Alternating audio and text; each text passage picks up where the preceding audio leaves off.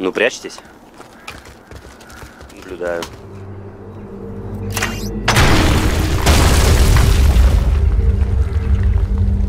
Расстояние. Погрешность минимальная.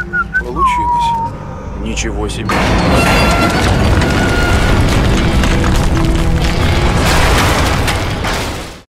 Halo warga Nobar, kayak apa kabarnya bebuhan pian hari ini? Kembali lagi bersama Mamang Tobi, sang pengangguran profesional yang kali ini akan membawakan film unik dari Rusia. Menceritakan tentang seorang pria yang terlihat biasa aja, cenderung culun, lemah, cungkring lagi. Tapi siapa sangka abang-abangan satu ini ternyata seorang jenius ber-IQ 150 atau bahkan 200 plus IQ yang mampu merakit dan mengembangkan senjata dengan daya hancur yang sangat-sangat mematikan. Bagaimana tidak, senapan yang terlihat seperti mainan itu bisa menghancurkan bangunan, jembatan, gedung DPR, bahkan kendaraan lapis baja.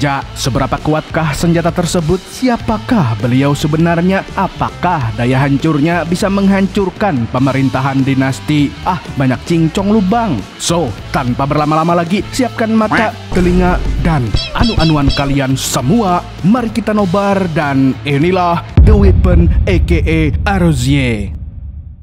Di awal film kita diperkenalkan dengan seorang tentara bernama Oleg yang tengah berada di medan pertempuran. Dalam upaya menghindari serangan musuh, Oleg yang terluka pun terpaksa mundur. Ia kemudian berlari sambil mengambil senjata-senjata milik rekan-rekannya yang telah tumbang. Namun, luka di bagian kepala membuatnya kehilangan keseimbangan hingga akhirnya ia terjatuh. Dan saat Oleg berusaha bangkit kembali, tiba-tiba... Пожалуйста, выключите мобильный телефон. Ternyata adegan tersebut hanyalah mimpi. Ia terbangun dari tidurnya ketika seorang pramugari di dalam pesawat memberitahukan ponselnya yang berdering. Saat itu, Oleg dihubungi oleh rekannya yang menanyakan keberadaannya. Tak berselang lama, Oleg pun tiba di Bandara Distrik Federal Selatan. Ia kemudian berkomunikasi dengan petugas untuk mengurus barang bawaannya. Setelah menerima sebuah parsel, Oleg membuang bungkusan tersebut dan hanya mengambil benda di dalamnya.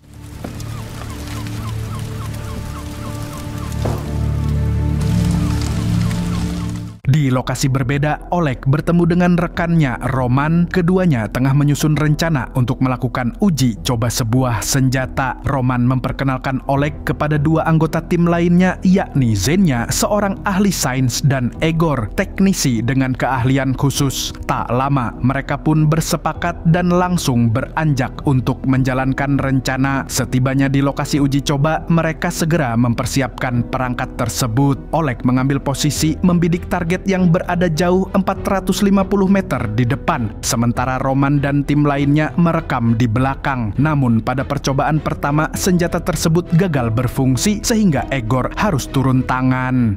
Она скисла, эти тоже никуда не годятся. Setelah diperbaiki, mereka kembali ke posisi masing-masing. Oleg kembali membidik target, lalu tanpa banyak cincong, dia langsung menekan pelatuk.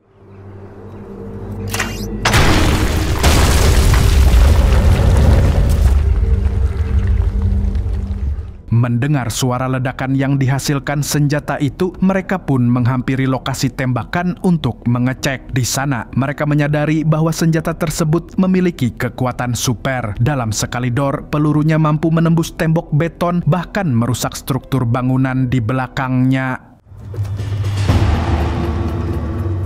Melihat hasil tersebut, mereka pun melanjutkan uji coba dengan target berikutnya, yakni sebuah jembatan. Oleg kembali menembak ke arah beberapa bagian jembatan, terutama di titik-titik sambungan. Saat mereka mulai mengecek, semuanya tampak biasa-biasa saja. Namun, beberapa saat kemudian...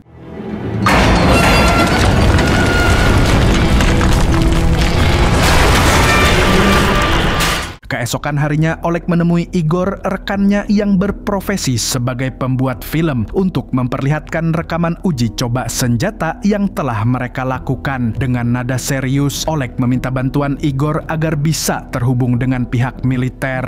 Tujuannya jelas, ia ingin jual senjata, soalnya udah kismin setelah jadi pengangguran profesional kayak saya. Awalnya, Igor menolak. Ia enggan terlibat dalam urusan yang berisiko tinggi, apalagi terjadi yang menyangkut aparat negara. Namun setelah melihat kesungguhan Oleg dan potensi besar dari senjata itu, Igor akhirnya setuju untuk membantu. Melalui Uliana, istri Igor, Oleg akhirnya mendapatkan akses ke salah satu kontak penting. Tanpa membuang waktu, ia segera menemui seorang pria yang diyakini dapat membuka jalur ke pihak pembeli. Di sini, Oleg membawa bukti rekaman yang sama. Oleg juga menegaskan satu hal, bahwa video tersebut bukan hasil manipulasi. Ini adalah hasil uji nyata di lapangan. Setelah menyaksikan rekaman, pria tersebut setuju untuk melanjutkan proses transaksi dengan satu syarat: mereka harus melakukan pengecekan langsung terhadap senjata tersebut. Di kediaman Igor, Oleg tengah berbincang santai dengan Uliana dan Igor membicarakan tentang cedera yang pernah dialami Oleg. Namun, momen itu terpotong oleh telepon dari pihak militer. Mereka membuat keputusan bahwa senjata milik Oleg akan diuji coba, namun tanpa ada jaminan pembayaran di awal. Igor yang mendengar itu hanya menyindir bahwa para petinggi memang selalu bertindak sesuka hati tanpa memikirkan risiko orang lain yang terlibat. 11-12 kayak di Konoha lah ya, mereka mah kerjanya rapat doang. Keringetan paling kalau Aceh mati. Di hari berikutnya, Oleg mendatangi gedung federal untuk bertemu dengan para petinggi. Sebelum masuk, Oleg dicek oleh seekor security yang kita sebut saja dengan Panjul. Setelah Oleg menaruh barang-barangnya ke keranjang, tampak Panjul menggeledah barang Oleg yang entah untuk apa.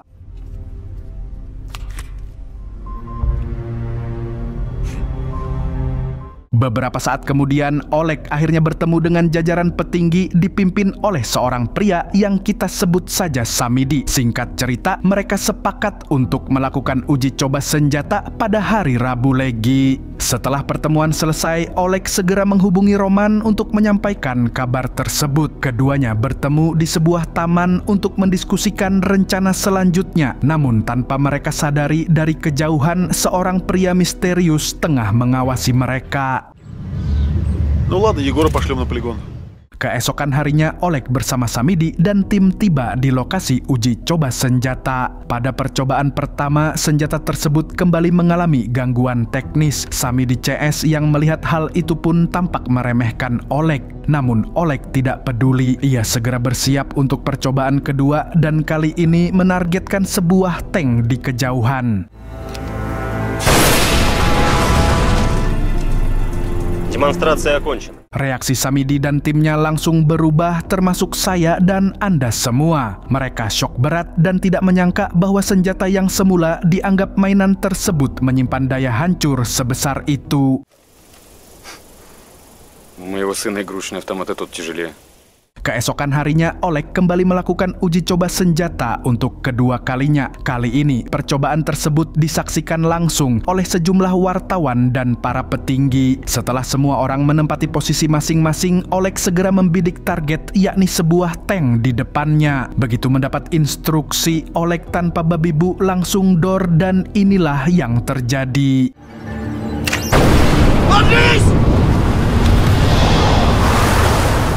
Ledakan itu mengejutkan semua orang yang hadir hingga Samidi CS pun menghampiri Oleg untuk berdiskusi serius mengenai hasil uji coba tersebut. Namun belum lama pembicaraan berlangsung, tiba-tiba mereka diserang.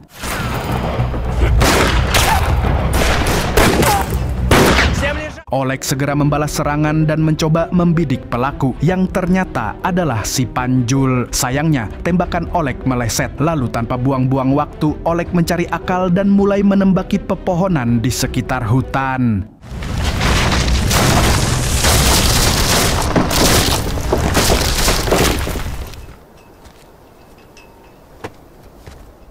Setelah serangkaian peristiwa membagongkan itu, operasi pun resmi dibubarkan. Beberapa waktu kemudian, Samidi yang mulai mencium bau-bau tak sedap pun memerintahkan asistennya untuk menyelidiki latar belakang Oleg lebih dalam. Dari sini terungkap bahwa identitas Oleg sebenarnya adalah seorang mantan pasukan militer. Asisten tersebut juga mulai mengumpulkan sejumlah data termasuk foto-foto orang yang pernah terlibat dengan Oleg serta lokasi uji coba senjata pertama. Fokusnya kemudian mengarah pada satu nama, yakni keluarga Igor.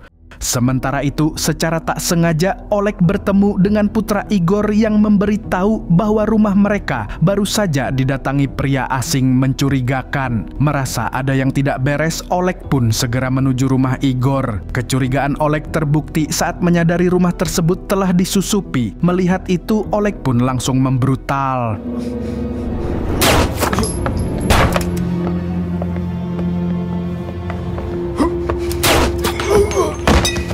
Открой, это я.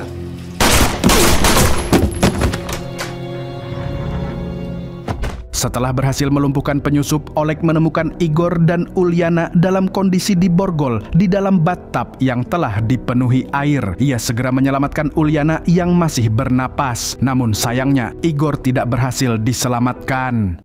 Setelah insiden penyelamatan, Oleg dan Uliana sepakat untuk menyamar dan meninggalkan kota. Dan untuk melancarkan misi, Uliana berpura-pura sakit. Dengan begitu, mereka mendapat akses darurat untuk melewati pemeriksaan dan segera menuju rumah ibunya. Sesampainya di sana, Oleg memperbaiki mesin mobil sementara Uliana berbincang dengan sang ibu. Mereka sempat membicarakan Igor, namun Uliana tidak mengungkapkan kondisi sebenarnya. Ia hanya mengatakan bahwa dia membutuhkan suasana baru. Ya, kalau kata anak sekarang sih, pengen healing. Begitu mobil siap digunakan, Oleg memberi instruksi singkat kepada Uliana untuk jangan melakukan transaksi dalam bentuk apapun. Ia juga menyuruh Uliana untuk segera ganti kartu SIM agar jejak mereka tidak terlacak. Setelah itu, Uliana dan kedua anaknya pun pergi.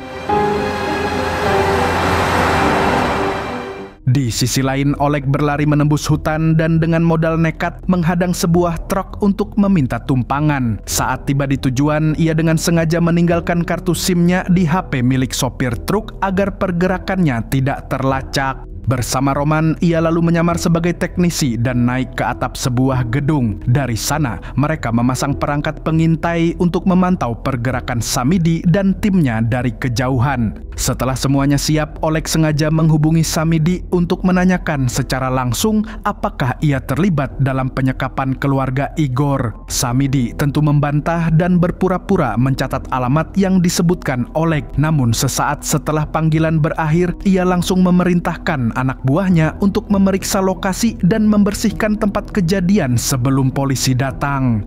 Dari atas gedung, Oleg dan Roman menyaksikan sekelompok polisi memasuki markas Samidi. Tapi tak disangka-sangka, para petugas itu justru disergap dan dilumpuhkan oleh anak buah Samidi yang bersenjata lengkap.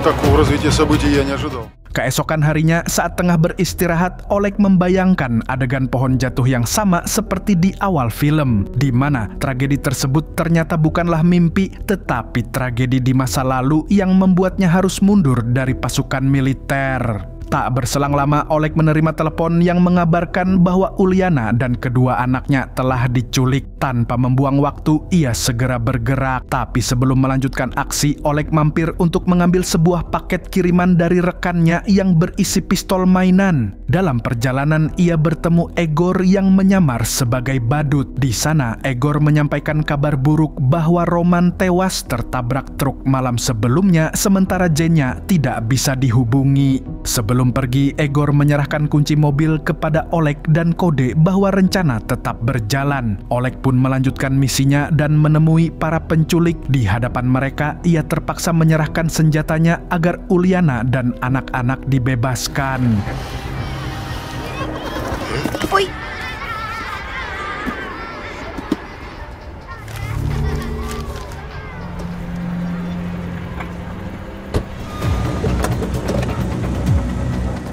Dengan bantuan kunci dari Egor, Oleg berhasil menyelamatkan Uliana dan kedua anaknya. Kini, ia bersiap menghadapi misi terakhir, menuntaskan balas dendam.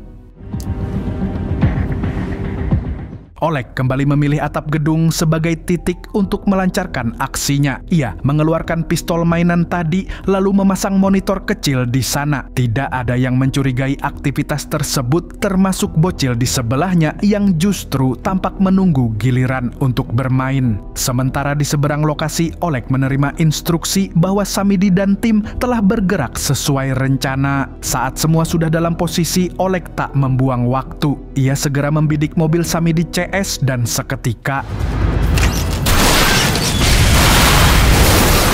Sebelum meninggalkan lokasi, Oleg menyerahkan pistol tersebut kepada anak kecil di sebelahnya. Tak lama kemudian, seorang penjaga menghampiri dan menanyakan asal suara ledakan. Oleg dengan tenang menjawab bahwa terjadi kecelakaan di jalan bawah. Alhasil penjaga itu pun tidak curiga dan membiarkan Oleg pergi. Misi balas dendam pun dinyatakan berhasil. Oleg dan Uliana segera meninggalkan lokasi tanpa menarik perhatian. Namun dalam perjalanan, Oleg justru berhadapan dengan Panjul. Ia sempat tegang bersiap menghadapi kemungkinan terburuk. Namun yang terjadi justru di luar dugaan. Panjul hanya tersenyum lalu menyodorkan sesuatu.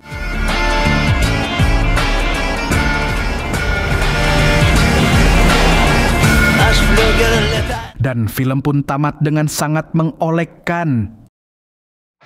Dari film ini kita belajar jangan menilai sesuatu dari sampulnya. Belum tentu yang kelihatannya kayak mainan itu nggak bahaya. Soalnya yang paling bahaya biasanya justru pakai jas dan hobi rapat. Buat kalian warga nobar semua, abang-abangku, besti-bestiku, kalau kamu suka alur film yang membagongkan kayak gini, share video ini ke teman kalian yang pistolnya canggih juga. Ya, pistol nganu. Nah, klik juga tombol like-nya dan komen yang banyak lah biar rame. Segitu dulu dari Mamang Tobi, sang pengangguran profesional, mengucapkan sampai jumpa di video-video alur cerita film yang seru lah. Nah, kalau begitu ya seperti biasa lah ya, burung kuntul pamit undur diri.